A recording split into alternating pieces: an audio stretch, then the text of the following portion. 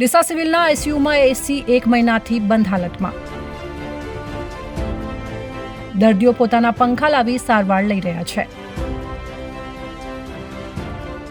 पंखो फूट गया, एक पंखो 2 जन पेशेंट होमो रहे છે બરાબર. આ તાપે મરી જાય પેશન્ટ, તાપે મરે.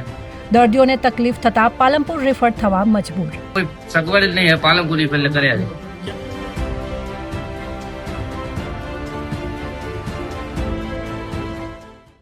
ડીસાની સરકારી સિવિલ હોસ્પિટલમાં આઈસીયુ વિભાગ આવેલ છે. આઈસીયુ વિભાગમાં છેલ્લા 1 માસથી એસી બંધ હોવાને કારણે દર્દીઓ પરેશાની ભોગવી રહ્યા છે. જોકે 1 માસથી દર્દીઓની પરેશાની હોવા છતાંય સિવિલ સત્તાવાળાઓ હજી સુધી નિંદ્રામાં છે અને દર્દીઓ પરેશાન થઈ રહ્યા છે. રાજ્ય સરકાર ભલે આરોગ્ય વિભાગના અનેક દાવાઓ કરતી હોય, પરંતુ આજે પણ નાના સેન્ટરોની અંદર સરકારી દવાખાનાઓમાં દર્દીઓ મુશ્કેલીઓનો સામનો કરી રહ્યા છે. વર્ષે દહાડે કરોડો રૂપિયાનો ખર્ચ કરવા છતાંય દર્દીઓને પૂરતા પ્રમાણમાં સેવા મળતી નથી. ત્યારે ડીસાની સરકારી હોસ્પિટલમાં આઈસીયુ વિભાગમાં અંદાજિત 20 જેટલા બેડ આવેલા છે. આ હોસ્પિટલમાં ડીસા સહિત આસપાસના ગામડાઓમાંથી દર્દીઓ સારવાર માટે આવતા હોય છે, જેમાં આઈસીયુ વિભાગમાં શ્વાસની તકલીફવાળા સૌથી વધુ દર્દીઓ હોય છે, જે આઈસીયુ વિભાગમાં એસીની જરૂરિયાત વધી પડતી હોય છે.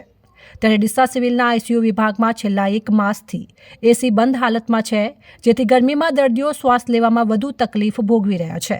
તો કેટલાક દર્દીઓ પોતાના ખર્ચે ટેબલ ફેન લાવી શ્વાસમાં તકલીફ ન પડે તેવી સગવડ ઊભી કરી રહ્યા છે. તો કેટલાક દર્દીઓ ડીસાથી રેફર થઈ પાલનપુર જઈ રહ્યા હતા. पंखो फूट गया, एक पंखो 2 जन पेशेंट होमो रहे છે બરાબર. આ તાપે મરી જાય પેશન્ટ, તાપે મરે. અમારા મમ્મી છે રિપેર કર્યા છે, પાલનપુર લઈ ગયા છે. મારું નામ ફિરોજ બી. મારી મમ્મીને ડાયાબિટીસ ની તકલીફ છે, પાક થયો છે, અહીંયા ડેલિવરી હતા બરાબર. પણ આ કોઈ સગવડ જ નહીં, પાલનપુર રિપેર કર્યા છે. જોકે આ બાબતે આઈસીયુ વિભાગના ઇન્ચાર્જ મીડિયા સમક્ષ કશું પણ બોલવાનું ટાળ્યું હતું. સિવિલ અધિક્ષક ડોક્ટર નયન સ્વામીનારાયણ તેમના ચેમ્બરને ખંભાથી તાળા લાગેલા જોવા મળ્યા હતા અને તેમનો સંપર્ક થયો ન હતો. ડીસાની સિવિલ હોસ્પિટલમાં રોજે હજારો દર્દીઓ સારવાર માટે આવતા હોય, ત્યારે સિવિલ અધિક્ષકની ગેરહાજરી અને અનઘડ વહીવટના કારણે આજે આઈસીયુ જેવા વિભાગોની અંદર દર્દીઓ પરેશાની ભોગવી રહ્યા છે. જોકે ડીસા સિવિલ હોસ્પિટલમાં એસી બંધ હાલતમાં હોવાને કારણે દર્દીઓ મુશ્કેલીઓ ભોગવી રહ્યા છે. ત્યારે વહીવટી તંત્રે તાત્કાલિક આઈસીયુ રૂમની મુલાકાત લઈ એસી રિપેરિંગ અથવા તો નવા એસીની વ્યવસ્થા કરવી જરૂરી છે. 4 દિવસ છે. 4 દિવસ એસી ચાલુ છે કે બંધ છે? પછી તો બંધ છે. તો આપણા પંખો જે ચાલુ છે આપણે કાળા કલરનો આ તો ચાલુ થઈ જાય.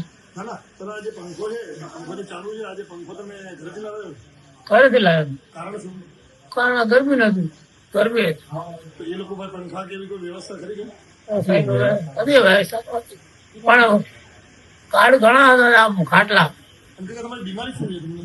બીમારી શ્વાસ નંબર નાગરપુર 12 મુરાદ.